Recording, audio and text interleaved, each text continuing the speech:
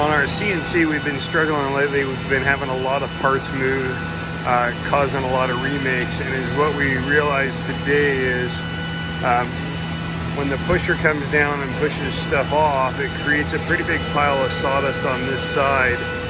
And the hula skirt on the CNC, when it would roll back, it would drag some of that sawdust in there. So our improvement that we're working on right now is we're just cutting it off where it's a little bit higher up off the table.